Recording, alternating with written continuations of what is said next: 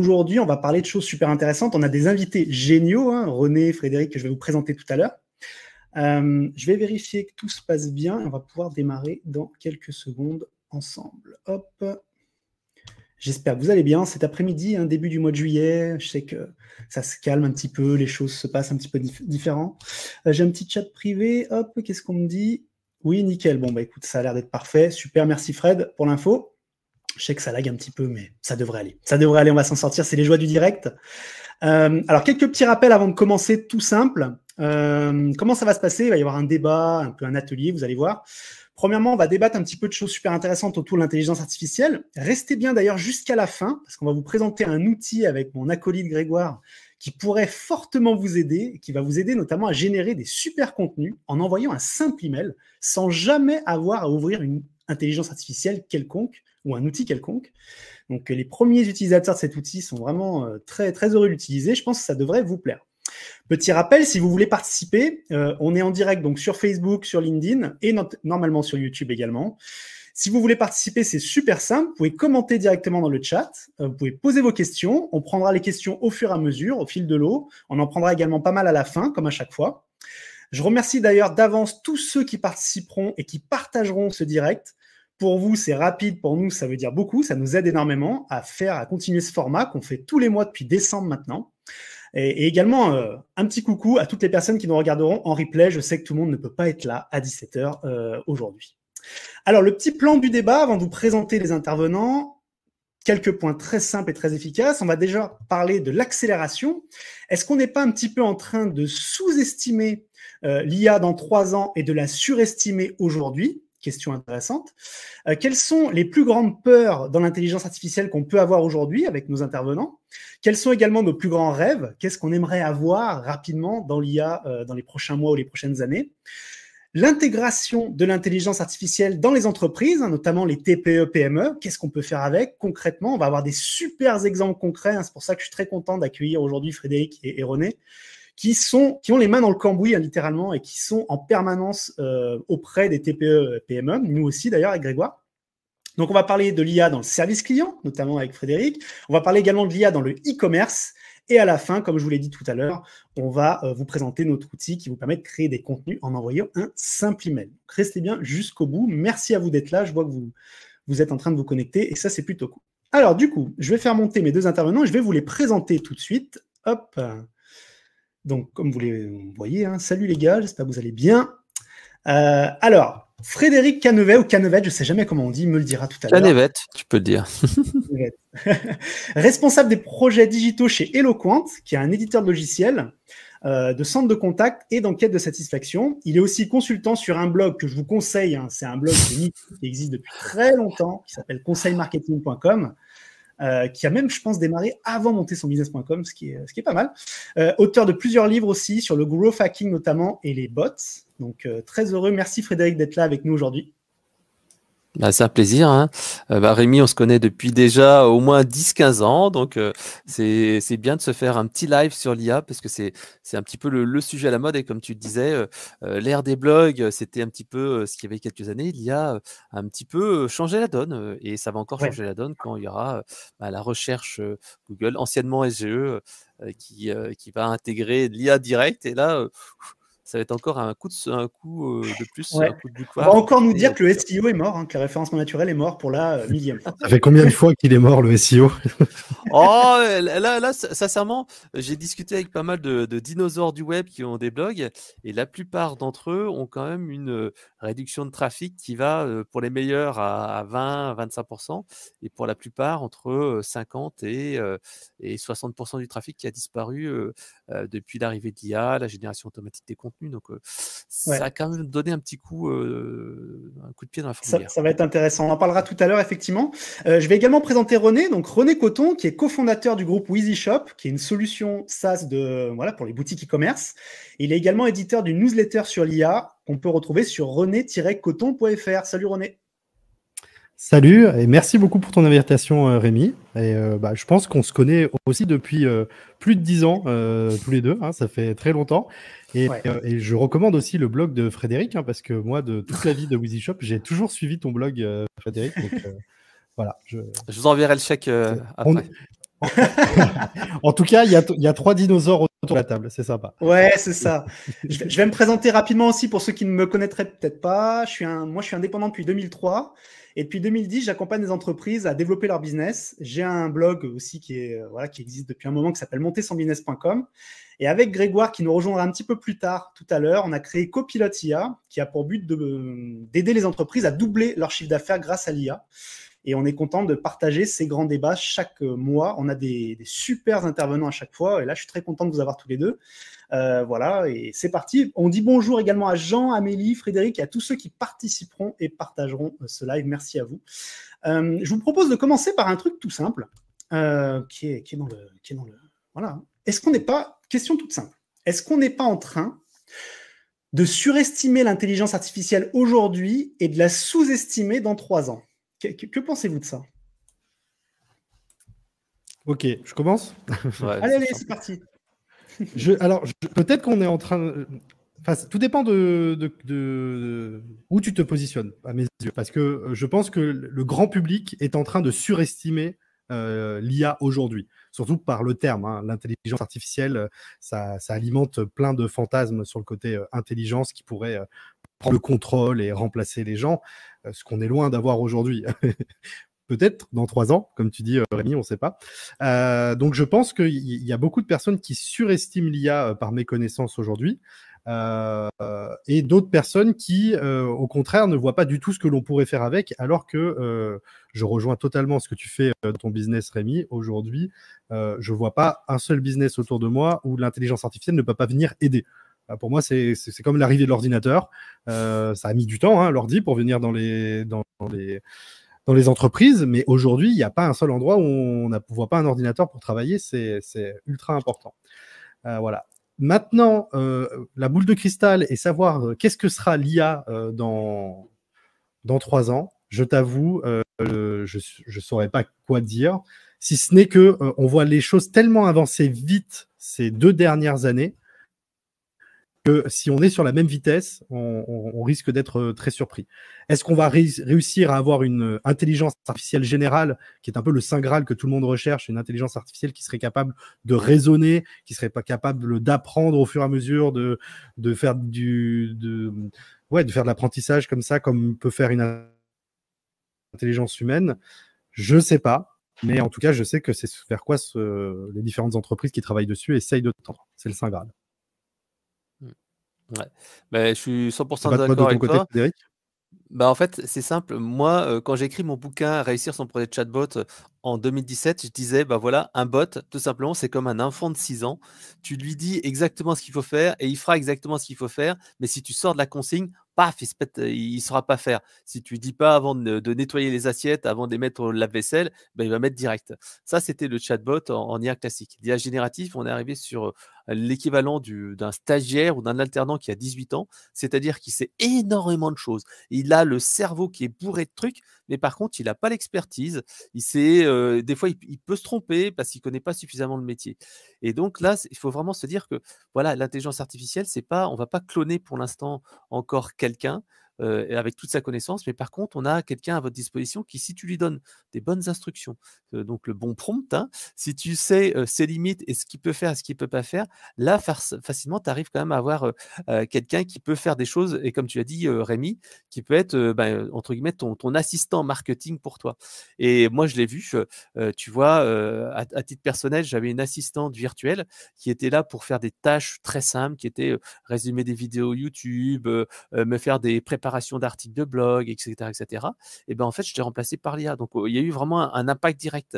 Et au-delà de ça, pour mon travail à moi, dans le domaine de tout ce qui est trading des callbots et des chatbots, il y a aussi un impact immédiat. Auparavant, il fallait lui faire manger différentes variations de phrases et c'était une personne qui le faisait. Là, en fait, avec l'IA générative, tu dis, bah, tiens, donne-moi 10 variantes ou 10 manières de dire je veux ma facture et tu l'alimentes. Et ça te fait gagner un temps de malade. Et c'est vrai qu'il y a des métiers comme ça qui ont totalement été bouleversés. Celui de rédacteur SEO, tu vois, en l'espace de 3-6 mois, ça a mis énormément de gens sur le carreau. Et René, toi, tu es pro là-dessus pour la rédaction de contenu, de fichiers commerce. J'ai vu ton application qui est super sympa. Et en fait, ça prend du job à des gens qui avaient des métiers un petit peu simples. Et désormais, en fait, ça remplace, ça permet d'être plus efficace et de se concentrer justement sur la partie valeur ajoutée. C'est ce qu'on dit, nous. Notre philosophie, elle est là. C'est qu'en fait, l'IA, les gens surestiment, comme tu le dis, ce qu'elle peut faire parce que c'est un enfant de 18 ans, enfin, c'est un adulte de 18 ans, c'est plus un enfant de 6 ans. Mais il ne faut pas non plus se dire qu'il sait tout faire. C'est comme un alternant que tu as chez toi dans l'entreprise. Tu ne vas pas lui demander de faire le boulot d'un senior, tu ne vas pas lui demander de faire quelque chose qu'il ne maîtrise pas. Il est capable de faire des choses bien si on se trompe pas. Et nous, on le voit bien. Il faut être, comment dire, raisonnable dans ce qu'on va lui demander. Il y a des choses qui vont pouvoir être automatisées, si tu veux, on en parlera juste après. Il y a des choses qu'il ne faut surtout pas passer à ChatGPT parce qu'il n'est pas capable de le faire. Tu ne donnerais pas les clés de ta boîte, tu ne lui demanderais pas de faire une stratégie marketing à un alternant de 18 ans, tu lui demanderas de t'aider, de donner des idées, mais tu ne vas pas lui laisser les clés de ta boîte pour faire ton plan marketing, quoi. Je rebondis un peu sur ce que vous dites. C'est vrai que c'est intéressant. Par exemple, sur l'impact sur les métiers, effectivement, on le voit bien sur les plateformes, notamment de freelance, hein, ceux qui font par exemple du graphisme, ceux qui font de la rédaction, effectivement, du marketing en général, de la communication, etc. Il y a un impact direct. Hein. Moi, j'ai pu le voir. Des gens qui habituellement, avec qui je travaille habituellement, qui m'ont dit, ouais, il y a vraiment une baisse d'activité qui est très claire et très évidente. Il y a beaucoup de gens qui se disent, bon, pourquoi je vais faire appel à un humain? Je pourrais tout à fait gérer ça de manière automatique, entre guillemets. Alors, il y en a qui en reviennent aussi, hein, parce qu'ils ont du mal à comprendre comment réellement bien utiliser les IA. Ils n'ont pas forcément les résultats qu'ils souhaitent, ou ils se rendent compte aussi que il y a une valeur aussi, il y a une valeur humaine qui est importante. Et sur la partie, sur surestimer, en fait, c'est assez.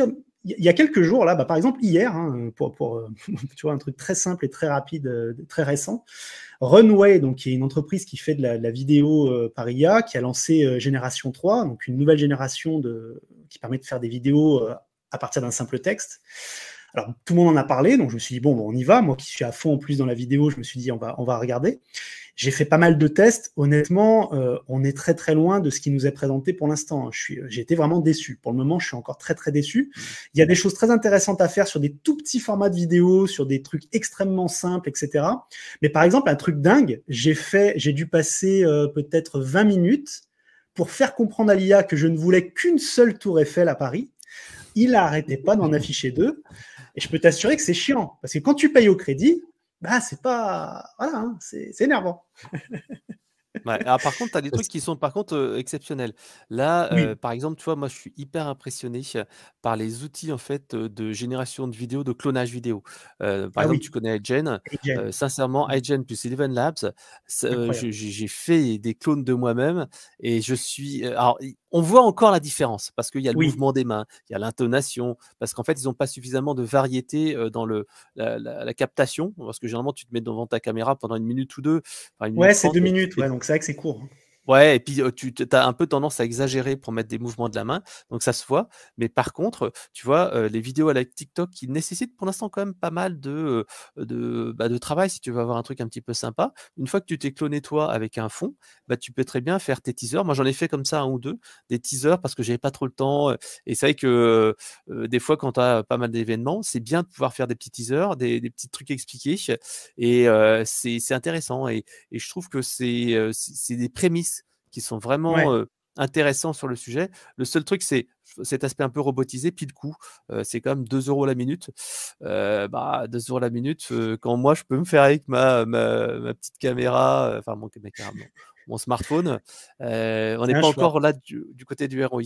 Mais tu vois, il y avait une étude qui était très intéressante qui a été faite par Nel Patel dans le domaine en fait de la rédaction. Tu vois, on a parlé tout à l'heure de la rédaction SEO et ils avaient comparé en fait la rédaction qui avait été faite par ChatGPT avec de la rédaction qui avait été faite par un humain. Et ils avaient rédigé en fait donc un certain nombre de contenus. Ils avaient comparé après le nombre de visites qui avaient été faites à la fois par les contenus IA et par les contenus générés par les humains. Et ce qui était intéressant, c'est que après, bien sûr, le ROI global de ces contenus-là. Et ce qui était intéressant, tu vois, c'est qu'ils ont comparé, c'est que le trafic généré par minute consacré à la rédaction, en faisant en fait du contenu généré par l'IA, grosso modo, tu avais 3,25 visiteurs par minute. Avec un contenu humain, tu étais à 4,10 par minute. Ce qui est quand même en fait tu sais que l'humain est plus performant, mais ça restait quand même assez proche. Parce qu'en fait, bien entendu, comment? Par rapport au temps investi aussi. Par rapport au temps investi, c'était quand même pas mal. Alors bien sûr, il faut pas caricaturer les choses parce que le contenu généré par l'IA est beaucoup moins efficace, génère moins de trafic, mais en fait, ils ont vu qu'un contenu publié par l'IA, c'était 16 minutes, 69 minutes par une personne. Ils ont fait 744 contenus publiés sur 64 sites et ils ont vu que l'humain génère 5 fois plus de trafic que le contenu automatisé. Mais en fait, si tu rapportes ça à la minute de réalisation, c'est quand même assez étonnant, quoi. Donc leur bilan au global, hein, vous pouvez aller regarder sur le blog de Nel Patel, vous verrez l'étude en anglais, mais ça donne quand même un petit coup de projecteur sur ce que ça pourrait entraîner dans les années à venir. Ah, tu as été perdu. Coupé, Frédéric. Je ne sais pas ce qui s'est passé. En attendant qu'ils reviennent, tiens, je vais donner un exemple d'une utilisation que nous, on a fait derrière. On a parlé d'AGen. Donc, AGen, c'est vraiment très bien pour faire de la génération, mais c'est aussi très bien pour faire de la traduction de vidéos que tu as déjà réalisées. Et donc, pour Peasy, on a créé une vidéo de présentation, une très belle vidéo. On a tourné ça dans une boutique pour mettre en avant comment ça fonctionne et tout. Et en fait, on avait besoin de le mettre en anglais. Eh ben, soit il aurait fallu retourner la totalité des choses en le faisant en anglais, soit il aurait fallu le doubler derrière, et encore fallait-il que ça soit de qualité. Eh ben, on a passé la vidéo dans AGen, qui a passé cette vidéo en anglais, et on a un résultat qui est très bon. Alors oui, on aurait pu faire sûrement mieux si on avait tout retourné, mais là, en fait, on a deux vidéos qui sont exactement les mêmes, une en français et une en anglais, et qui mettent en avant le produit de la même façon, avec une traduction, et on voit rien du tout au niveau des lèvres sur la mise en avant. La charge de travail qui aurait été nécessaire est complètement... C'est du délire. Et les coûts engendrés, évidemment. Tout à fait. Donc ouais, je comprends tout à fait. Non, c'est intéressant. Après, moi j'ai vu un mec aussi très intéressant sur TikTok justement et sur les Reels, donc sur Instagram, les formats courts, qui avait justement utilisé son avatar AGen et Eleven Labs, hein, donc deux outils qui permettent de créer un avatar qui fonctionne plutôt bien. Et lui, ce qu'il faisait, c'est qu'il coupait la vidéo en deux en fait, et il mettait son écran en fait sur la deuxième partie. Du coup, tu voyais moins les petits défauts de son avatar. Mais c'est vrai que quand je vois ce qu'on arrive déjà à faire aujourd'hui, je n'ose pas imaginer ce que ça peut être dans 2 ou 3 ans. Et il commence à y avoir des vidéos où tu te dis, attends, c'est un vrai gars ou pas? Tu sais, t'arrives plus à... Tu te dis, si maintenant tu commences à te poser la question, on imagine dans 3 ans ce que ça va être, quoi. C'est sûr. Et dans le même temps, alors je sais pas, d'ailleurs je voulais vous poser cette question-là, moi j'accompagne pas mal d'entreprises, je forme dans les entreprises, au sein des entreprises aussi, et j'ai vraiment 2 types de personnes, on va dire, allez peut-être même 3, ceux qui sont à fond dedans, qui veulent tout tester, qui veulent tout utiliser, qui veulent tout intégrer peut-être même trop vite, ceux qui sont un peu entre les deux, et ceux qui sont vraiment réfractaires. Est-ce en fait c'est toujours la même courbe technologique, mais est-ce que vous ressentez la même chose, vous, du côté des entreprises avec qui vous travaillez?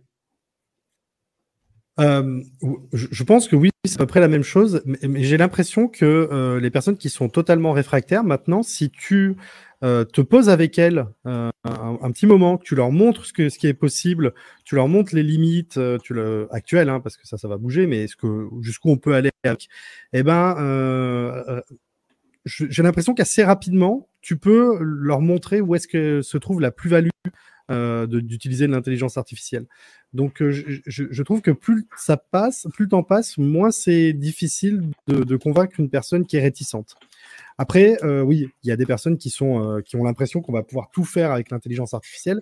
Et là, c'est notre défaut, c'est d'arriver à dire, attendons, prenons les choses, voyons où est-ce qu'il y a de la plus-value avec l'intelligence artificielle et n'oublions pas le côté humain. Et on en parlera peut-être plus tard dans des cas qu'on a eu chez nous, mais on s'est rendu compte que on a réussi, grâce à l'intelligence artificielle, à mettre plus d'humains.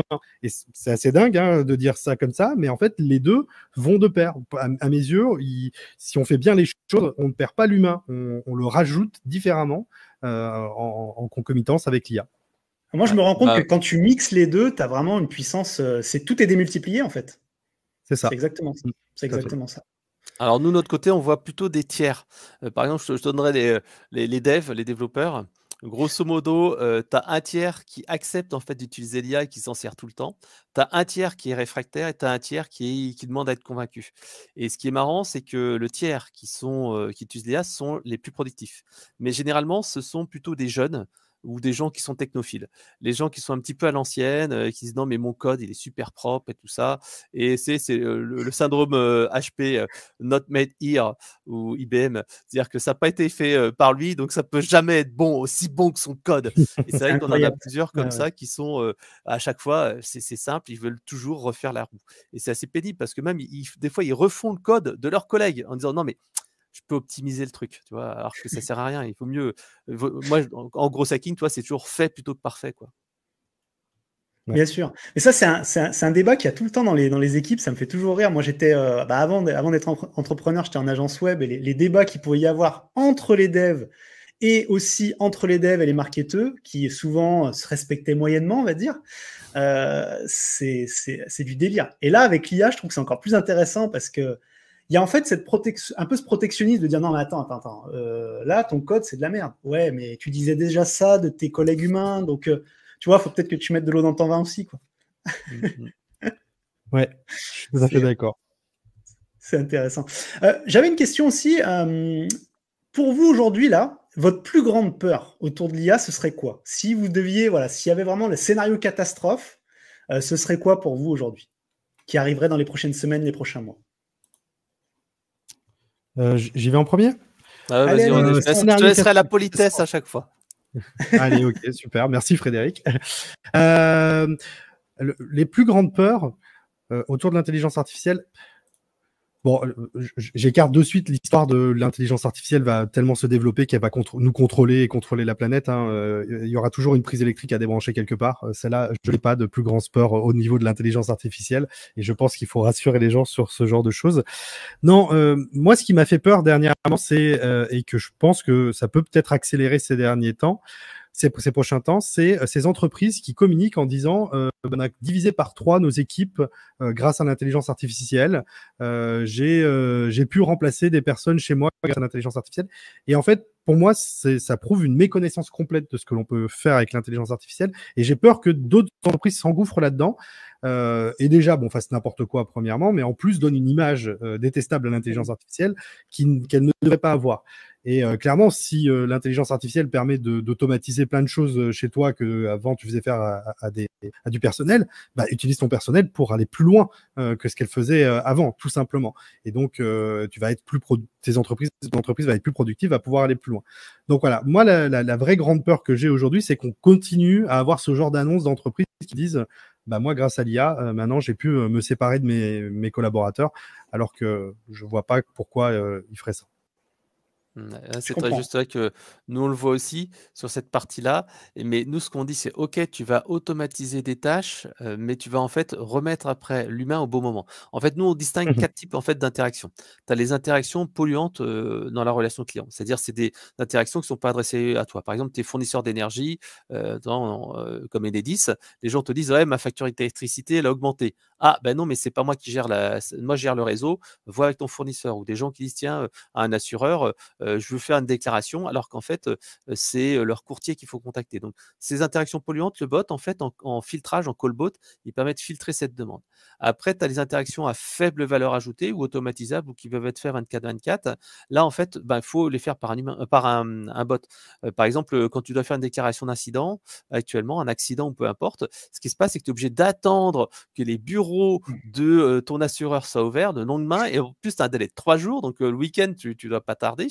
Alors que ça peut être fait par un bot parce que généralement, le mec, qu'est-ce qu'il fait? Il va juste prendre quelques infos et c'est tout. Et puis, il va dire, ouais, vous allez être rappelé par un conseiller. Donc, ça, c'est des trucs à faible valeur ajoutée ou qui rajoutent de la valeur quand on le fait en dehors des heures d'ouverture. En revanche, tu as des interactions qui doivent absolument rester par des humains. Et là, au contraire, il faut que les gens prennent le temps ce temps qu'on dégage un peu avec l'automatisation, ce temps en fait doit permettre d'écouter plus. Et on a un client qui s'appelle la MNT, la Mutuelle Nationale Territoriale, qui s'occupe en fait des fonctionnaires, les agents des mairies, etc. Et en fait, ils ont ce programme qui s'appelle la relation client attentionnée. C'est-à-dire que quand ils ont les gens au téléphone, dans la politique, c'est tu dois prendre le temps de répondre au client. Bien sûr, à la fin, tu vas lui poser une petite question en disant bah, au fait, est-ce que vous avez besoin d'autre chose, etc. Et on l'a vu avec des clients dans l'énergie aussi, c'est que quand tu donnes un conseil pour d'économie d'énergie ou un conseil pour mieux gérer ton produit ou n'importe quoi, et en fait, ta note NPS, ta satisfaction augmente de manière drastique. Donc, ce truc-là, déjà, tu prends un peu plus de temps. Et eux, ils sont allés encore plus loin. C'est ce qu'ils appellent la relation client intentionnée. C'est-à-dire que tu vas parler à la personne et tu vas aller au-delà de sa demande. Et tu vas dire, mais au fait, est-ce que vous saviez que vous pouvez faire ceci, cela? Et en fait, ils arrivent comme ça à placer des produits soit gratuits, soit payants. Par exemple, tu dis, tiens, voilà, je viens de déclarer mes 2 jumelles qui viennent de naître parce que ma femme a accouché. Ils vont te dire, bon, ok, d'accord, c'est enregistré. Mais en plus, ils vont dire, est-ce que vous saviez que, en tant que si vous avez des jumelles, vous avez la possibilité, en fait, d'avoir, je crois que c'est 16 heures de ménage. En plus, il faut faire votre déclaration auprès de votre caisse régionale ou des choses comme ça. Donc, ils vont aller au-delà de ça. Et après, le temps dégagé, en plus, donc ça c'est donner plus de temps, mais tu peux aussi dégager pour faire du proactif. C'est-à-dire que tu vas aller rappeler tes clients insatisfaits, tu vas aller rappeler tes clients promoteurs et tu vas essayer justement de dire tiens, est-ce que vous pouvez faire un témoignage ou des choses comme ça, ou essayer de leur vendre plus. Donc voilà, du proactif, c'est aussi, nous on le voit chez un client dans le domaine de l'assurance, il y a des gens en fait qui en fait sont pas rappelés ou qui voient pas la valeur du contrat. Alors que si tu les appelles dans le premier mois, tu vois que le taux de résiliation est vraiment diminué. Alors après, tu peux aussi l'automatiser, mais de manière intelligente. Par exemple, tu as le dépôt de messages vocaux sur le répondeur automatique, enfin le répondeur du mobile. Ça, c'est pas du bot, mais c'est d'automatisation. Tu peux donc enregistrer ta voix, déposer sur ton mobile, et ça, en fait, on voit que ça te permet à peu près d'avoir 2 fois plus de réponses sans quête de SAT et que la deuxième commande arrive plus rapidement. Donc voilà, il y a des petits trucs comme ça. Donc l'humain au bon moment, ça c'est important. Alors donc, comme tu disais, la plus grande peur, c'est automatiser pour automatiser sans passer à l'humain. Parfois, ça fait plus de mal que de bien. Et on a vu le cas, par exemple, avec un client qui était Bouygues Telecom Entreprise. Ils avaient mis un callbot en fait en amont pour traiter des demandes, mais qui était trop technique. C'est comme pour toi, je pense, René, pour With the Shop, il y a des demandes où les gens, ils ont déjà cherché et c'est pas des novices. Donc, ça sert à rien de leur mettre un bot ou un chatbot qui va les aider à faire quelque chose alors que c'est trop compliqué. Il vaut mieux passer à un humain. Ils avaient dit, ah non, mais à la place de mettre un callbot, en plus au téléphone, tu vois, c'est plus compliqué. Ils ont mis la visio où la personne pouvait montrer avec son téléphone la panne qu'il y avait et la satisfaction était meilleure. Voilà. Donc, première chose, pas automatiser pour automatiser. Deuxième chose, attention à ne pas penser trop high-tech. Parfois, du low-tech suffit. Par exemple, tu vois, du callbot, c'est quand même, ou du chat, dans le chatbot, ça va, c'est encore ça, c'est low-tech. Mais du callbot au téléphone, c'est quand même des projets qui durent entre 3 et 6 mois. Tu dois vraiment faire du fine-tuning sur le vocabulaire, sur plein de choses. Donc, ça coûte plusieurs dizaines de milliers d'euros. Alors que tu peux faire quelque chose qui est assez proche en termes de satisfaction au téléphone. C'est ce qu'on appelle le SVI visuel. C'est-à-dire que quand la personne l'appelle, elle attend au téléphone et tu lui dis, tiens, il y a 5 minutes d'attente, je t'envoie un SMS, tu peux récupérer ton mot de passe ou tu peux faire ton truc tout seul. Et là, en fait, ça coûte 10 fois moins cher. Ça se met en place en 2-3 semaines. Et donc, tu vois, c'est pas toujours penser high-tech pour high-tech, mais parfois du low-tech suffit. Voilà. Ouais, non, tout à fait. Bah, moi, ma plus grande peur que je peux voir aujourd'hui, c'est la partie manipulation, que ce soit dans les entreprises ou à titre personnel d'ailleurs, parce qu'on voit de la manipulation, on est dans une année électorale mondiale, comme vous le savez, hein. Et c'est vrai que la manipulation peut être très importante. Par exemple, si des gens mal intentionnés dans l'entreprise mettent, par exemple, dans une base de connaissances IA des documents qui ne devraient pas y être, on peut avoir des problématiques de perte de données, perte de sécurité, de confidentialité ou même de manipulation. Quelqu'un qui serait mal intentionné pourrait mettre des conneries littéralement dans la base de connaissances, ce qui pourrait poser problème. Moi, ce qui m'inquiète, c'est un peu cette partie-là où les gens veulent absolument y aller, on y va, mais il n'y a pas de garde-fou. Et ça, je me dis, attendez les gars, faites attention quand même, faites pas n'importe quoi non plus. C'est une technologie qui est géniale, on est d'accord. Par contre, il y a aussi des... Voilà, il faut prendre des précautions, quoi, très clairement. Ouais, je suis d'accord avec toi, Rémi. Par exemple, pour du chatbot ou du callbot, les gens en fait étaient habitués avec l'IA classique, donc l'IA avant l'IA générative. Tu fais une question, tu fais une réponse et ça bouge plus, tu es tranquille. Sauf que maintenant, avec l'IA générative, il peut y avoir des effets de bord. Nous, on l'a vu chez quelques clients. Au bout de quelques mois, 3 mois, 6 mois, et en fait, ça répondait plus exactement pareil parce qu'il y avait une nouvelle FAQ qui avait été enregistrée, mais le bot avait répondu de certaine manière. Et en fait, les gens n'étaient pas habitués à faire un petit suivi. alors que il faut faire un petit suivi pour savoir sur tes intentions les plus importantes, si ça répond bien et si la satisfaction est toujours correcte. Donc, tu as un suivi quand même du bot et c'est pas juste une techno, tac, qui marche et qui fait toute seule le café et le petit poisson. Alors justement, Frédéric, je voulais là, on va parler un peu on va faire 2 cas. J'aimerais bien qu'on fasse 2 cas spécifiques, un pour toi au niveau du service client et un pour René au niveau du e-commerce. Est-ce que tu peux nous donner un exemple? Je vais donner un exemple moi que j'ai trouvé, mais qui est plutôt pour une entreprise assez grande, mais un exemple d'une entreprise peut-être plus petite sur l'intégration de l'IA pour les services clients. Alors moi, ce que j'ai vu, c'est que Best Western avait introduit, donc ceux qui sont dans l'hôtellerie, avait introduit un callbot récemment qui était vraiment avec l'IA générative. Ils ont amélioré notamment la compréhension des appels de 80 à 100%. Alors, ça m'étonne quand même ce chiffre, mais bon, c'est ce qu'ils disent au service marketing de Best Western en tout cas. Réduisant les délais de traitement pour les clients. Donc, du coup, ils ont intégré ça de manière un peu partout. Ils utilisent notamment eAdvise, qui est une belle boîte d'ailleurs française. Je crois qu'ils sont à Nantes. Est-ce que tu as un exemple, toi, concret, justement, d'intégration dans une entreprise de taille moyenne, j'ai envie de dire, ou petite entreprise, dans la relation client, avec des exemples intéressants de retour, justement, de clients? Ouais. Alors, je vais juste commenter le truc de Best Western parce que, en fait, ce qui se passe, c'est que quand ils disent on a un taux de compréhension de 100%, ça veut dire en fait que l'intention a été classée de manière correcte. Alors, c'est vrai que 100%, ça me paraît un peu fou parce que tu as toujours des incompréhensions. Ouais. Mais en fait, quand la personne dit, par exemple, je veux ma facture, je classe bien sur la facture. Voilà. Et le temps de traitement, oui, par contre, ça fait vraiment un impact important. C'est vrai que tu peux réduire le temps de traitement parce que le bot, il est 24/24, 24/7. Alors, pour répondre à ta question, alors j'ai un exemple que j'aime bien citer, c'est celui d'Hublot. Hublot, en fait, c'est une boîte en fait qui fait un logiciel SaaS qui permet en fait aux gens qui sont propriétaires de plusieurs logements de gérer en fait toutes leurs formalités administratives. Et donc il y a Fabien Douetto qui est le founder du blog qui avait fait un petit retour d'expérience là-dessus. Et en fait, eux, auparavant, ils avaient donc sur leur site tout simplement une page contact classique. Et en fait, avec le fil, bien sûr, au fil d'augmentation de leur trafic, et en fait, ils se sont dit, mais il faut absolument qu'on mette un bot en place parce qu'ils ont grosso modo 100% de croissance en 12 mois, quoi. Ils doublent leur trafic facilement. Et en fait, ce qu'ils ont fait, c'est qu'ils ont mis en place le bot et ils se sont rendus compte en fait que le bot génère 7 fois plus de contacts que la page contact. Tout simplement parce que les gens, ils voient le petit chat, ils voient la truc qui s'ouvre, alors que ça commence à engager la conversation et discute avec eux. Alors, c'est utilisé pour le marketing et pour le service client. Et eux, ils ont mixé justement, et je trouve que c'est la meilleure chose, mixer IA classique et IA générative. C'est-à-dire que l'IA classique, c'est tu as des boutons, tu as les réponses, contact, demande de démo, journaliste, etc. Et après, tu as le support avec l'IA générative. Et là, tu peux dire, j'ai un problème avec ma fenêtre, j'ai un problème avec tes trucs. Et donc, ça, c'est intéressant. Donc, tu vois, nombre de clics sur le chatbot, ils sont à 4000 par mois ou quelque chose comme ça. Et ils ont donc beaucoup plus de conversions avec leur chatbot. La deuxième chose, c'est qu'ils ont aussi utilisé l'IA générative pour générer de manière automatisée des annonces immobilières.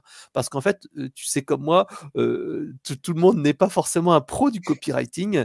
Et quand les gens en fait doivent écrire une annonce, souvent c'est pas génial. Donc je te passe les fautes d'orthographe et tout ça. Mais moi je l'ai vu parce que je mets un appart en loc. Et c'est vrai que quand j'ai vu mon agence immobilière qui me faisait l'annonce, j'ai attends, on va passer une petite couche de copywriting là-dessus. Alors déjà, tu vas mettre, comme c'est un truc pour une famille, tu vas mettre qui a les écoles proches à côté, que tu peux aller en 5 minutes, des choses comme ça, tu vois. Ouais, t'améliores les choses. Des choses comme ça. Donc c'est des choses que tu connais et puis tu travailles un peu le copywriting. Et eux, en fait, ce qu'ils ont fait, c'est qu'ils ont proposé justement aux personnes qui ont des logements d'avoir donc l'IA générative qui va rédiger à leur place des annonces. Et donc, en fait, les personnes ont juste à indiquer quelques petites infos et hop, l'IA va générer une annonce qui est assez standard, donc assez sympa.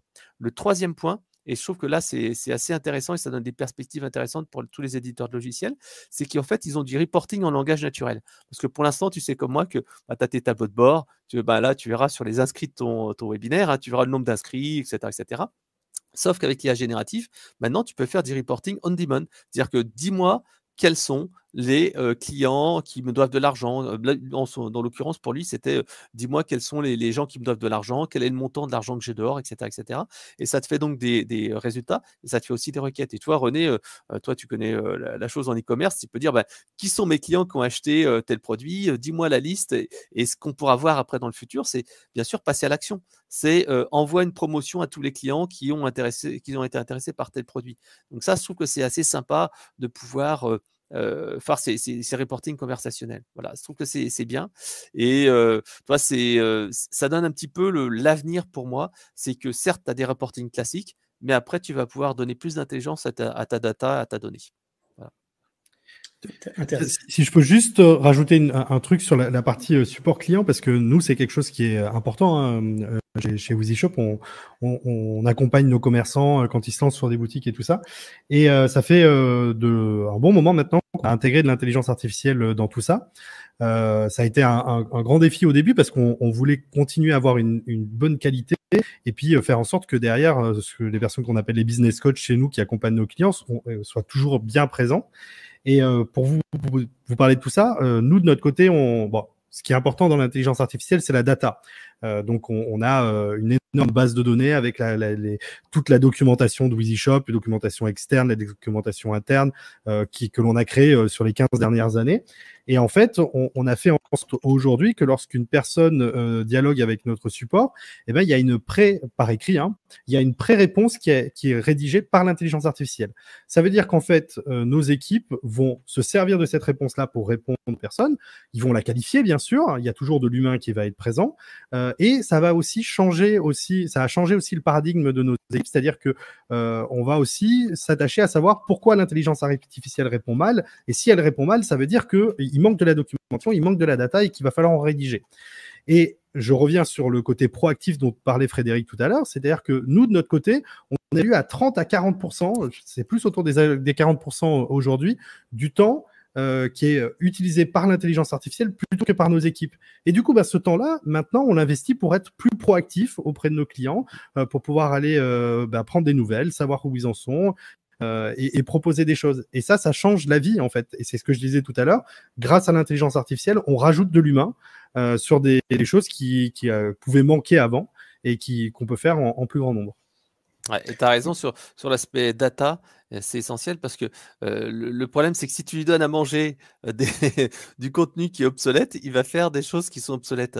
Et comme tu disais au début du débat, Rémi, l'intelligence artificielle, c'est pas une baguette magique, elle n'est pas auto-apprenante. Si tu lui dis que ta boutique e-commerce, elle est ouverte de 9h à 17h et que les frais de port sont de 15 € et que ça, c'était il y a un an et qu'en fait, tu ne redonnes pas à manger la FAQ un an plus tard et que tu as augmenté tes prix de frais de port ou tu as changé quelque chose, si tu prends pas le réflexe de mettre à jour, ça va pas. Pareil, si tu lui donnes à manger des FAQ, sauf qu'en fait, lui, il connaît pas quelle est la vraie réponse. S'il y a deux réponses qui sont un peu proches ou où il y a une solution, une autre qui a une solution, en fait, il va pas savoir. Et donc, il faut savoir donner les bonnes choses et pas tout balancer ta FAQ ou tes bases de connaissances ou tes emails ou tes procédures n'importe comment, quoi. Il y a quand même un petit travail de réflexion en interne et une habitude à prendre pour faire en sorte que les réponses soient de qualité, quoi.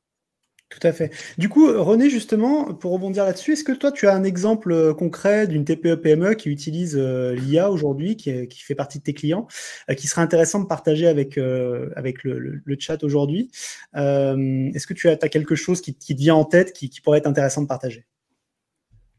Alors, dernièrement, en fait, on voit beaucoup de personnes de plus en plus utiliser l'intelligence artificielle parce que nous, on l'a intégré de notre côté et c'est surtout via notre application où on voit ça. C'est-à-dire que donc on a lancé Pizzy, qui est une application qui va permettre aux commerçants de prendre des photos de ses produits et à partir de simplement la photo, ça va la retoucher, ça va la mettre sur fond blanc, ça va la mettre aussi sur un décor qui va être fait exprès pour cette photo, pour ce produit-là, et puis ça va rédiger une fiche produit complète avec un titre, une accroche, une description longue et la title et la métadescription optimisée pour le SEO. Et nous, ce qu'on a vu, parce que ces derniers temps, on s'est attaché à faire des interviews sur nos clients qui démarrent avec nous, enfin nos prospects plus que nos clients. Et en fait, on s'est rendu compte que beaucoup en ce moment choisissent nos solutions parce que l'intelligence artificielle est là pour les aider. Et en fait, ce qu'on a vu surtout, c'est des commerçants qui arrivent à se lancer beaucoup plus rapidement grâce à, entre autres, Oti qui va l'aider à créer les fiches produits. Et en fait, ça répond à une problématique que nous, on a vu depuis 15 ans dans notre métier, où le commerçant, quand tu le mets devant un ordinateur et que tu lui dis, vas-y, rédige une fiche produit, mais L'enfer. il est perdu. La page blanche, c'est une catastrophe pour lui. Et au mieux, il va te copier-coller les caractéristiques qu'il a récupérées de son fournisseur. L'enfer. Et comme ça, on aura la même chose que tout le monde. Et sinon, la plupart du temps, on est sur quelque chose qui est assez pauvre. Et là, ce qu'on voit clairement, c'est que ça change la donne avec l'intelligence artificielle parce que ça allume la flamme, ça crée un contenu qui la plupart du temps est déjà bien réalisé. Avec nous, on travaille sur le copywriting de l'intelligence artificielle qui est derrière pour que ça soit le mieux possible au niveau de la rédaction. Et après, derrière, une fois qu'ils ont ça, en fait, on a fait 90% du boulot pour eux. Ils vont faire la dernière étape qui est de relire, de vérifier, parce qu'on ne fait pas confiance à l'intelligence artificielle, hein. On relit ce qu'elle va créer et ils vont apporter leur valeur ajoutée. Eux, en tant que commerçants qui connaissent leurs produits, ils les connaissent beaucoup mieux qu'une intelligence artificielle. Et sur la base de ce qu'a déjà rédigé l'intelligence artificielle, ils vont faire mieux. Et souvent, ça les débloque en plus, j'imagine. Ouais. Mais tellement. Et il y a aussi le problème de temps. Aujourd'hui, quand tu vas parler à un commerçant qui a une boutique physique et que tu lui dis, mais vous avez pas de boutique en ligne, il dit, mais moi, j'ai pas le temps de créer ça. Et ben là, tu leur dis, prends ton téléphone et au fur et à mesure, dans la journée, quand tu as un moment de creux, tu prends des photos de tes produits et à la fin de la journée, tu as déjà ta boutique qui est pré-créée avec tes produits, tu as 80% du boulot qui est fait. Tu sais que du coup, la marche pour pouvoir se lancer, elle est beaucoup plus petite et ça va faire en sorte qu'il y en ait beaucoup plus qui passent le pas et qui créent leur boutique plus à côté, qui multiplient leurs canaux de vente, tout simplement.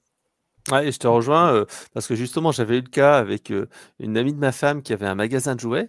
Et en fait, ce qui se passe, je me suis dit, mais pourquoi en fait tu mets pas en ligne? Parce que à chaque fois, il faut aller dans ta boutique et tout ça. Il me disait, mais non, mais j'ai pas le temps parce que déjà, j'ai un stock limité, j'ai 1, 2, 3 articles de chaque. Et comment veux-tu que je gère ça? Et c'est vrai que j'ai vu la démo de ton application, hein, René, c'est vraiment impressionnant parce que tu prends la photo et ça te crée toute la fiche. Et c'est un petit peu ça qu'elle attendait parce que elle me disait, mais j'ai pas le temps de faire ça. Et en plus, ça va devenir obsolète au bout de quelques jours. Donc là, c'est quelque chose qui permet vraiment de gagner du temps et je te rejoins sur la praticité pour un petit e-commerçant qui n'a pas les moyens d'une grosse boîte. Et c'est vrai que ça fait des choses un peu propres. Même moi, à mon niveau, tu vois, j'essaye de recycler et d'utiliser le bon coin pour les trucs que mettent mes filles. C'est vrai que quand tu prends une photo d'un produit et qu'il est détouré, qu'il est bien propre, ça fait quand même un peu mieux que le truc qui est pris sur le sol et tout ça. Donc, c'est un vrai plus et ça permet de vendre en fait un produit parce que au contraire du commerce où les gens peuvent voir et toucher le produit, en e-commerce, ils peuvent pas le voir. Donc, c'est très important d'avoir une belle photo. Ouais, complètement. De toute façon, on est vraiment sur ces. C'est intéressant parce que toutes ces parties-là, en fait, de e-commerce. Moi, j'ai pas mal travaillé aussi avec des e-commerçants et c'est vrai que pour eux, leur site internet, je l'adore et je le déteste en même temps, quoi. Il y a vraiment cette relation, je trouve, qui est putain, faut encore y aller, faut encore modifier tel truc, machin. Tu sens que c'est pas. Voilà. Alors que ils en ont besoin, donc ils savent que c'est quand même important, ils le font.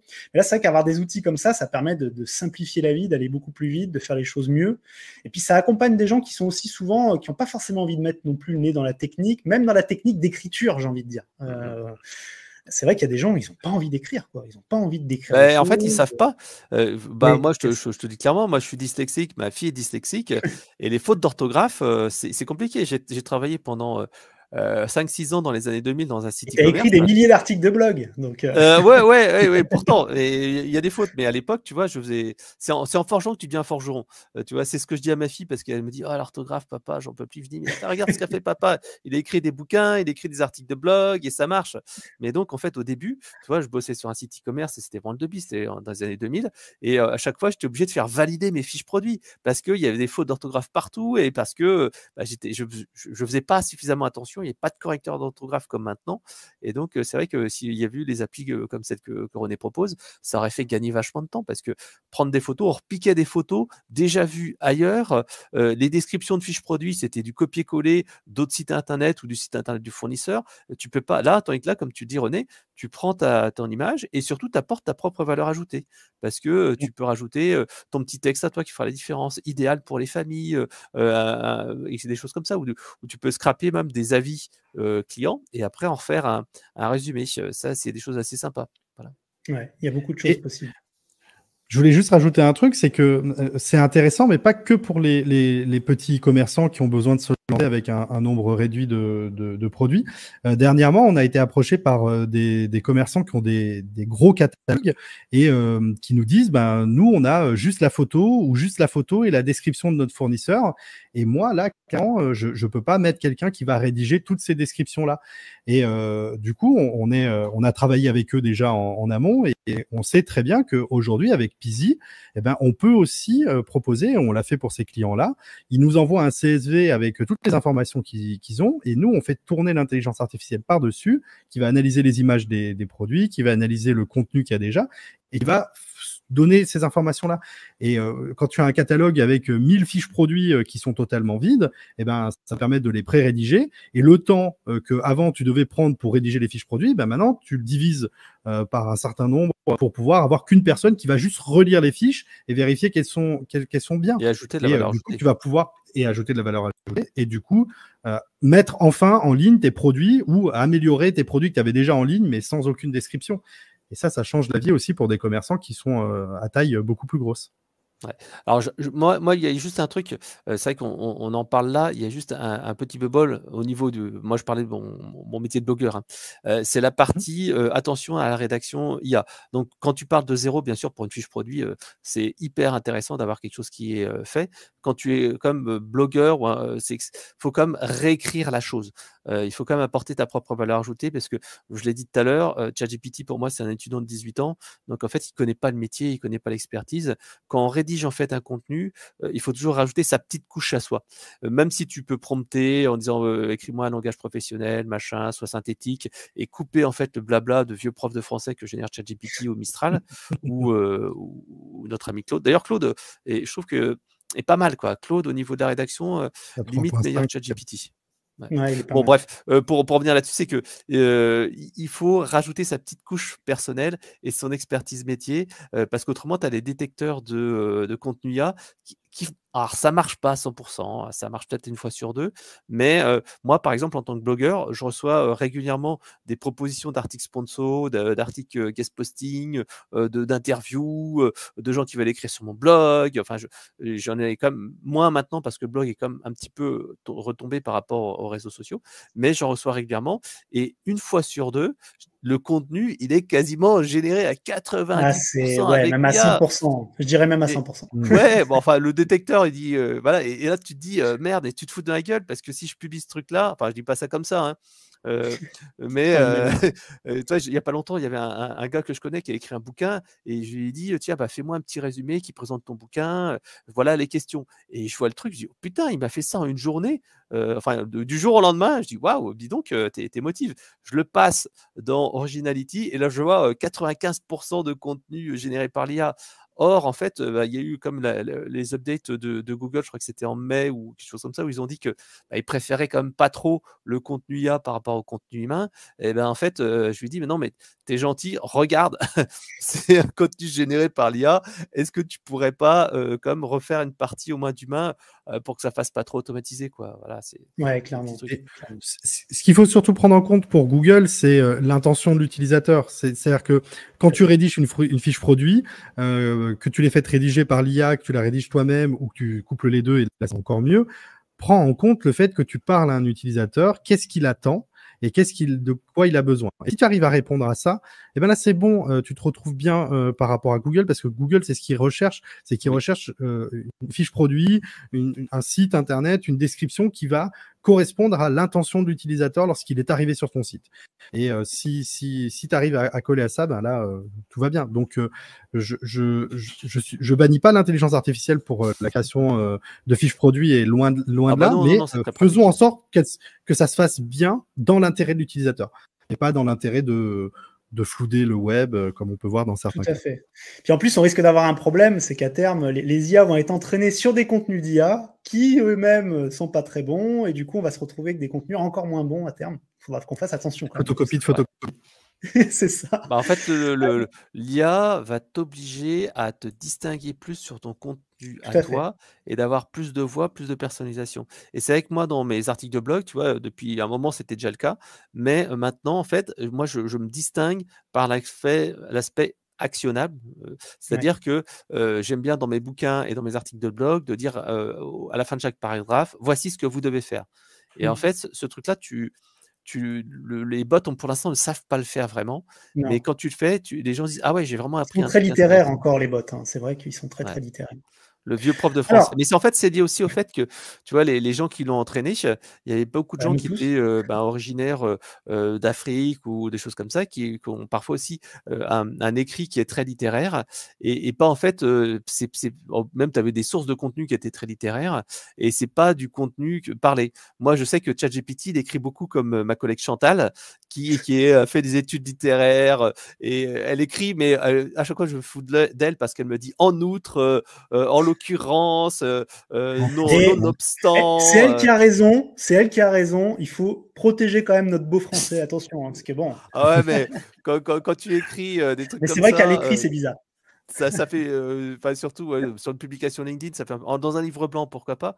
Mais tu vois, à chaque fois, j'ai dit ah tiens, tu t'écris comme ChatGPT quoi. Tu fais du bon français, mais c'est du bon français, mais c'est Ouais. parfois un peu trop justement français parce que moi j'essaie justement, en tout cas sur les réseaux sociaux, d'avoir plus d'humain, plus de langage parlé. Et moi je dis toujours, tu vois, il y avait une internaute qui était chez nous il y a pas très longtemps et elle, je lui disais mais essaye de rajouter ton émotion, dis voilà ce que je pense, etc. Mmh. En plus, si tu génères une partie du post avec ChatGPT, bah, il faut au minimum que toi, tu rajoutes ta couche humaine là-dessus, quoi.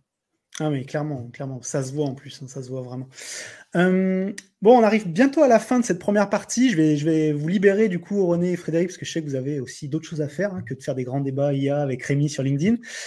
Où est-ce qu'on vous retrouve et est-ce qu'il y a un outil que vous voulez mettre en avant, un outil IA qui vous a rendu dingue ces dernières semaines et que vous avez envie de partager avec nous?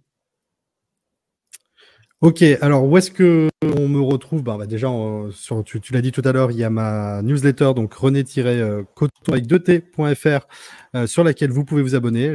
Voilà, comme je passe mon temps à faire de la veille sur l'intelligence artificielle pour savoir comment on peut l'utiliser, clairement, c'est sur ça que je travaille.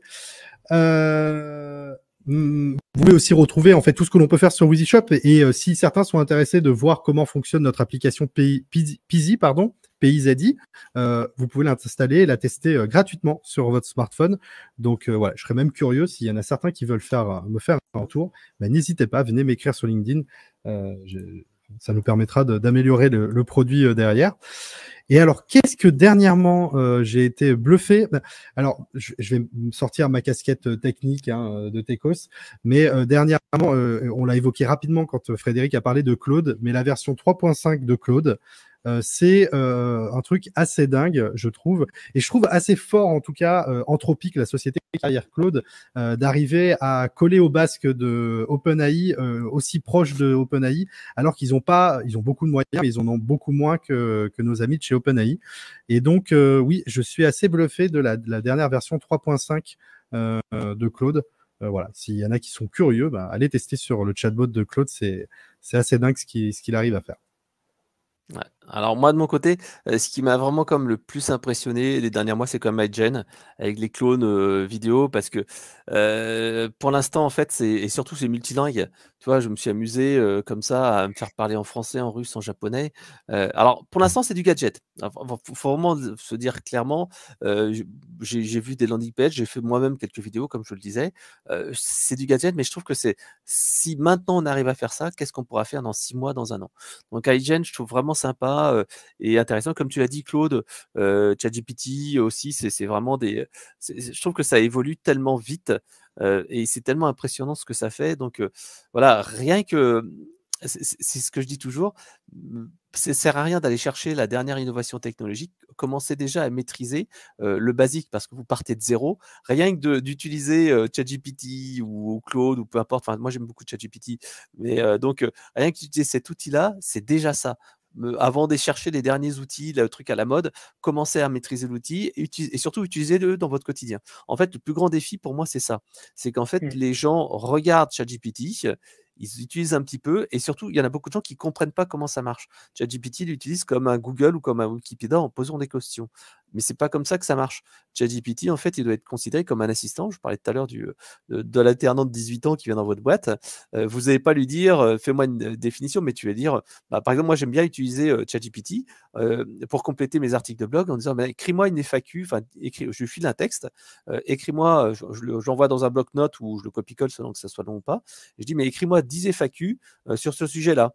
Et ensuite, là-dedans, il y en a 3-4 qui sont corrects. Je lui dis, mais donne-moi 10 autres questions FAQ qui seraient intéressantes à donner. Et en fait, quelque part, quand tu le fais travailler comme ça en assistant, et ben en fait, c'est plus pareil. Et c'est là que tu toi gagnes que ça vraiment du temps. améliore au final. C'est ça qui est dingue. Ouais, et tu gagnes du temps. Voilà. Et puis donc, pour finir, comme je te le disais, si vous voulez en savoir plus sur les outils d'IA et surtout du centre de contact, allez voir sur Eloquent. Mais pour moi, c'est se dire commencer simplement.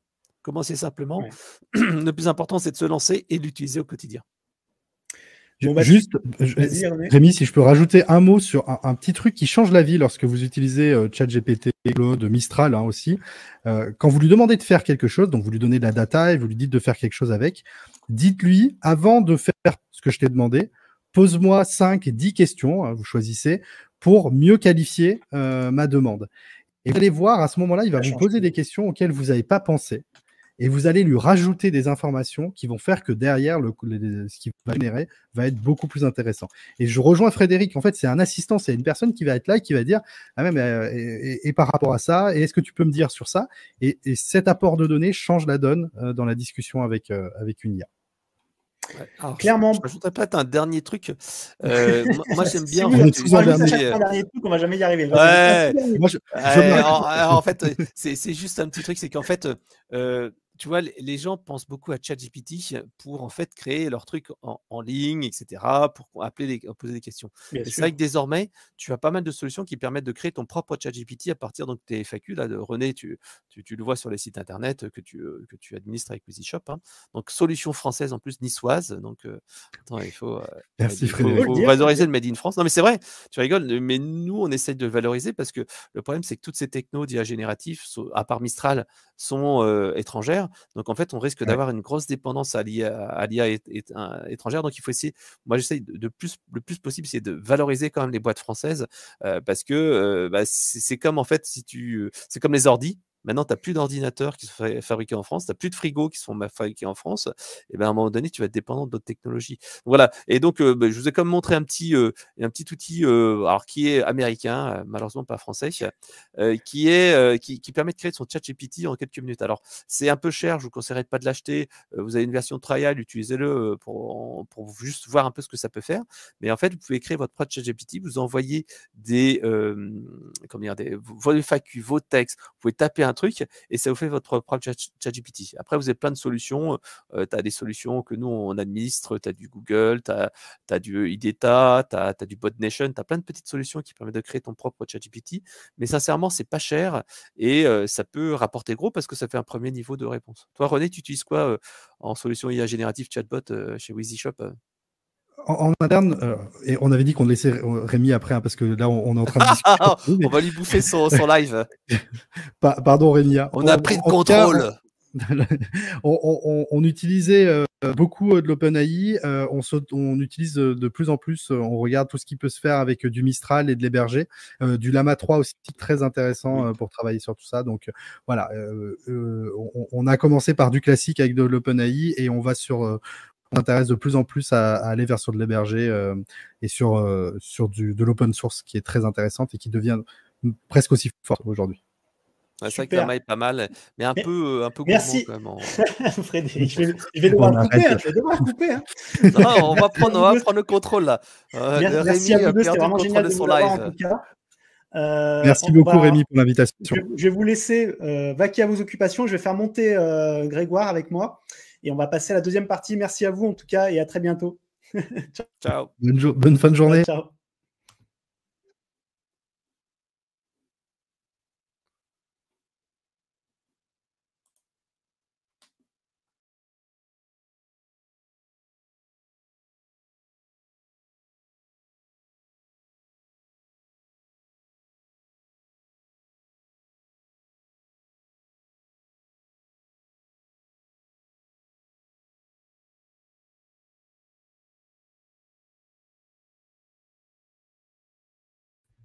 Je vais faire monter Grégoire. Est-ce que vous êtes là? Salut. Ouais, est-ce que vous m'entendez toujours? Normalement, c'est bon. Ils m'ont détourné mon live, du coup, ça a tout fait planter. C'est terrible. C'est terrible. Bon, merci à vous. En tout cas, merci à tous ceux, encore une fois, qui ont participé à ce live. On va continuer. Là, il y a une deuxième partie maintenant avec Grégoire. C'est vraiment génial de pouvoir partager tout ça avec vous et de parler d'IA générative. C'est vraiment un truc qui nous... qu'on adore, quoi. Je sais pas vous, mais en tout cas, dites-nous en commentaire là, ce que vous avez pensé de cette première partie. Et si vous en voulez plus, c'est important. Mais en tout cas, voilà, je pense que les choses sont là. Comment vas-tu, Grégoire? Très bien, mais que j'ai écouté tout le live, c'était vraiment très intéressant. Il y a eu des super conseils. Donc, bravo Frédéric et René pour les conseils. C'est quoi, toi, tes grandes peurs liées à l'IA, toi? T'en as? Que les jobs soient pas remplacés. Je pense que c'était un des points qui a été abordé. Je pense que ça, c'est un des trucs où il faut faire de la qualité et pas supprimer et continuer à faire du cheap. C'est utiliser l'IA pour faire mieux et pas pour faire moins. Ouais, ça va être... et pas pour faire pour moins cher. C'est ça. Et je pense un des conseils les plus importants qu'il faut souligner, c'est poser des questions. Ce que René disait, poser des questions à l'IA. C'est que moi, je le fais, mais il faut que je le fasse encore plus. Ouais. C'est lui dire, pose-moi des questions. Et parce que souvent, quand on se rend compte au fil de la discussion, quand on lui dit « Ah non, c'est pas ça, j'aimerais ça plutôt comme ça, ou reformule ça comme ça, ou j'utilise pas ce type de vocabulaire, j'utilise ça à la place », les résultats sont beaucoup mieux. Donc c'est vrai que le faire directement en disant « Pose-moi 5 questions », c'est pas très long. Et ça permet d'avoir des résultats de bien meilleurs. Et puis quand tu lui fournis effectivement aussi un peu de données, c'est super intéressant. Quand tu améliores les instructions personnalisées aussi, qui sont très importantes, je sais que beaucoup de gens ne le font pas. Vous avez des options qui vous permettent de travailler un peu sur les instructions personnalisées que vous allez donner à ChatGPT. Ça, c'est super intéressant et important. Ça vous permet d'avoir un rendu meilleur, d'avoir de meilleurs résultats, de meilleures réponses. Et justement, nous, on propose quelque chose, on voulait vous en parler. Ça fait des mois qu'on travaille et qu'on optimise à chaque version, à chaque fois, ce qu'on souhaite proposer. Hein. Donc, on a maintenant une grosse formation avec un outil automatisé, avec pas mal de choses. Est-ce que tu peux nous présenter un petit peu tout ça, Grégoire, ce qu'on a à l'écran, du coup, actuellement? Je pense que la formation, c'est savoir à qui ça s'adresse et pourquoi. Donc, la formation, c'est aux gens qui sont indépendants ou qui ont une entreprise, qui sont à leur compte ou qui ont des salariés, et qui veulent augmenter leur chiffre d'affaires en utilisant l'intelligence artificielle. Donc, ce qu'on disait, c'est faire de la qualité et pas remplacer les gens. Donc, se former pour que votre équipe actuelle ou vous fasse de la meilleure qualité en utilisant l'intelligence artificielle. Et donc, ça, c'est l'objectif. C'est faire mieux pour gagner, pour augmenter votre CA. Donc, comment on fait ça? On a différents modules de formation sur comment bien utiliser ChatGPT. Donc là, un des conseils qui a été donné, ça a été de poser des questions. Et on vous montre en détail, on a préenregistré différents modules en disant, ben voilà, là, on a donné des conseils qui étaient très bons, mais très génériques. Et dans la formation, dans les différents modules, on donne des conseils appliqués aux entreprises. Donc ça, on a fait un récap de toutes les entreprises qu'on a accompagnées en individuel. On l'a mis dans une formation en ligne où vous y avez accès quand vous voulez. Et ensuite, on peut travailler, si vous voulez, individuellement sur votre cas, mais vous avez déjà les modules où on vous dit, bah, écoutez, pour utiliser l'IA avec une approche business et vendre plus, voici comment parler à ChatGPT et aux autres outils, comment générer des images, comment faire des shorts comment améliorer sa présence sur les réseaux sociaux en gagnant du temps et en faisant plus, dans l'objectif d'augmenter votre CA et d'augmenter votre clientèle. Voilà, donc la formation, hein, comme vous pouvez le voir, il y a 4 choses. En fait, il y a 3 modules plus une masterclass. Donc, il y a un premier module, c'est vraiment l'analyse de votre entreprise avec l'IA. On vous aide à mieux comprendre vos clients, mieux comprendre votre offre et à créer quelque chose qui soit plus en corrélation pour que les deux matchent mieux. Ensuite, on a la module 2 qui est la création d'une offre irrésistible. Donc, en fait, grâce aux données qu'on a obtenues sur le premier module, on peut savoir qu'est-ce qui va mieux se vendre pour vos clients idéaux. Donc ça, c'est super intéressant. On vous explique dans ce module-là comment créer une offre qui va vraiment plaire à votre clientèle idéale. Dans le module 3, on vous explique comment vous allez pouvoir créer des contenus sur les réseaux sociaux, sur les blogs, sur votre site, etc. pour vous aider à vendre plus ces produits et ces services.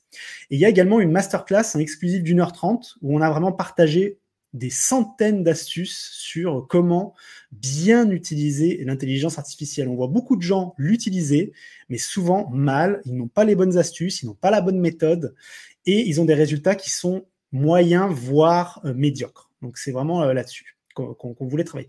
Et Grégoire, tu as également travaillé sur un outil IA. Est-ce que tu veux expliquer un peu à quoi il sert et comment il fonctionne? Ouais, je vais présenter l'IA. Si tu veux en même temps partager le lien sur le chat LinkedIn ou dans les commentaires LinkedIn pour les gens qui souhaitent rejoindre la formation. Bien Donc sûr. là, vous avez le lien dans les commentaires sur YouTube et Rémi va vous partager le lien sur LinkedIn. Tu es en partage d'écran.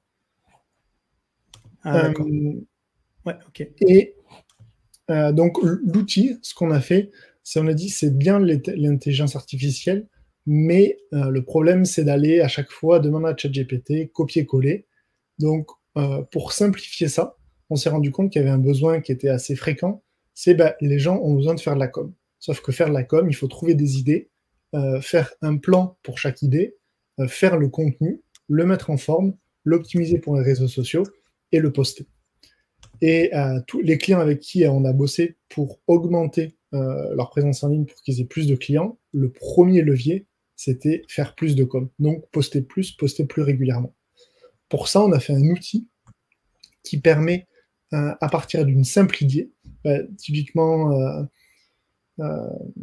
si vous êtes un coach sportif, vous faites des cours de CrossFit à Bordeaux, et vous allez dire, voilà, pourquoi le CrossFit c'est intéressant quand on a tel et tel objectif de prise de masse ou perte de poids. Et vous allez écrire un email avec vos idées en disant, moi je suis prof de CrossFit, j'aide les gens qui veulent perdre 10 kilos j'aide les hommes de plus de 40 ans qui veulent perdre 10 kilos pour se remettre en forme. Pourquoi le CrossFit c'est bien pour eux et c'est pas nocif pour leur santé, parce qu'on peut faire des exercices, tel et tel exercice qui sont souples pour les articulations et cumulés à une alimentation patati patata. Vous dites au brouillon, vous faites votre brouillon dans un mail. On a configuré une automatisation avec un outil en ligne qui est assez compliqué à utiliser, mais on vous a tout préconfiguré. Ça s'appelle make.com, qui est un outil pour automatiser les IA et créer des automatisations, des tâches au lieu de les faire à la main. Allez chercher l'idée, allez sur ChatGPT, demande à ChatGPT de le reformuler, allez poster sur LinkedIn. Avec Make, on a automatisé tout ce process. Donc, vous écrivez, vous pouvez même dicter dans votre mail vos idées, vous l'envoyez à l'automatisation et l'automatisation vous répond avec le texte optimisé pour LinkedIn. On peut le décliner sur les différents réseaux sociaux et avec une image. Comme ça, en 2 minutes, vous dictez votre mail, vous dites voici mon idée du jour. Et 1 minute après, vous avez comme réponse un post LinkedIn optimisé avec une image qui détaille avec votre style d'écriture votre service ou votre idée du jour. Donc comme ça permet... Concrètement, vous pourriez vous lever le matin, prendre votre petit café, écrire un petit email tranquillement à l'adresse email qu'on vous aura indiquée avec votre idée, et 1 heure après, même pas, quelques minutes après, recevoir un post LinkedIn préconçu, bien écrit, avec tous les canons de beauté LinkedIn, et directement dans votre boîte mail, sans jamais avoir ouvert un outil d'intelligence artificielle, sans jamais être rentré dans la technique de quoi que ce soit, sans jamais vous êtes pris la tête finalement. Et ça, c'est génial. Merci à Grégoire d'avoir codé ça, parce que c'est vraiment excellent. Et on vous le propose du coup dans le produit qu'on vous propose aujourd'hui. Donc ça, c'est assez génial. On a également des ateliers mensuels. Donc tous les mois, on vous propose un atelier en temps réel avec nous, directement en ligne. Vous allez pouvoir poser toutes vos questions, vous allez pouvoir travailler avec nous. Ce qu'on fait, on vous montre ce qu'on fait concrètement. Donc ça, c'est extrêmement important. On a également une communauté qui grandit jour après jour, d'entrepreneurs qui sont là pour échanger et progresser ensemble. On a également intégré un plan simple et concret, étape par étape, qui vous permet d'apprendre à parler correctement aux intelligences artificielles et d'obtenir les résultats demandés. On a créé ce qu'on appelle une mind map, c'est-à-dire un plan très simple, sans problème technique, sans jargon technique d'ailleurs, où on vous explique quelles sont les meilleures méthodes et comment parler à l'IA suivant votre problématique. Donc ça, c'est un outil qui est très très utile et très intéressant. On vous a également sélectionné, on a créé 100 top prompts, donc vraiment des prompts qu'on a optimisés, qu'on a améliorés nous-mêmes, pas des prompts que vous trouvez n'importe où gratuitement sur Internet et qui sont pour la plupart de très médiocre qualité. Là, on a vraiment optimisé pour chaque domaine des prompts très spécifiques qui vont vous permettre de mieux parler aux IA. Et bien sûr, on a un support dédié, hein, comme vous le savez, comme nos clients le savent, 7 jours sur 7, on répond très rapidement, souvent beaucoup plus rapidement qu'en 48 heures, mais c'est voilà, le maximum, c'est 48 heures, si on est malade ou si on n'est pas en forme, mais on répond souvent beaucoup plus rapidement que ça. Donc voilà un petit peu ce qu'on vous propose aujourd'hui, vraiment quelque chose de très complet, qu'on a travaillé depuis des mois, qu'on a travaillé en co-création d'ailleurs avec nos clients actuels, qu'on remercie, qui sont de plus en plus nombreux. Et voilà, le produit aujourd'hui est proposé à 199 € hein, pour 48 heures, au lieu de 299 €. Vous avez le lien en description ou en commentaire sur LinkedIn ou sur YouTube. On a hâte de vous voir nous rejoindre parce qu'on pense que ce produit est vraiment intéressant. Il est dans l'air du temps. Je pense qu'il est important de comprendre qu'aujourd'hui, on arrive à un moment où il faut vraiment se former le plus vite possible pour éviter de passer à côté de cette révolution, quoi, très clairement. Et le but, c'est vraiment d'améliorer ce produit régulièrement. On a déjà fait beaucoup d'itérations. On écoute vraiment nos clients et on essaie de rajouter régulièrement des choses pour que ce soit optimal. Voilà, Grégoire, qu'est-ce que tu voulais est-ce que tu as déjà des... Très, très bonne présentation. Ouais. L'idée de la formation, c'est en gros, on fait du consulting, intégration d'IA en entreprise sur mesure pour différentes entreprises. On n'a pas le temps, on peut pas prendre énormément de clients pour faire ça. Donc l'idée, c'était de prendre tout ce qu'on applique avec les entreprises pour que vous puissiez l'appliquer dans votre entreprise. Donc, on vous donne tout ce qu'on sait faire et on a amélioré au fur et à mesure des retours qu'on a eus, des questions qu'on a eues et créé des automatisations en fonction des besoins qu'on a. Et l'idée, c'est vous avez un besoin, vous posez votre question dans la formation et on va être là pour répondre à votre besoin spécifique et, si besoin, créer une automatisation pour ça. C'est ça. Alors en plus, on a souvent la question qui nous est posée, oui, mais quel type de clientèle? On a des clients qui sont plutôt dans les TPE-PME, hein, principalement. On a aussi quelques salariés, mais c'est souvent des entrepreneurs ou des entreprises. On a, comme vous pouvez le voir, hein, des startups, des gens qui sont dans la comptabilité, des gens qui sont dans l'artisanat, photographes. Vous voyez, on a vraiment des profils qui sont assez divers et variés. Souvent, pour cette offre-là, on est plutôt sur des TPE-PME, hein, des petites entreprises. Et le but, c'est d'être simple, sans jargon inutile, pas trop technique, et de vraiment expliquer simplement les choses pour que vous puissiez intégrer l'intelligence artificielle dans votre entreprise. Le but, c'est quoi? Trouver des clients, gagner du temps et optimiser vos process, hein, pour aller plus vite, mieux. On a vu dans le grand débat, hein, que c'est super important aujourd'hui de pouvoir utiliser les bons outils au bon moment pour pouvoir développer votre activité, tout simplement, hein.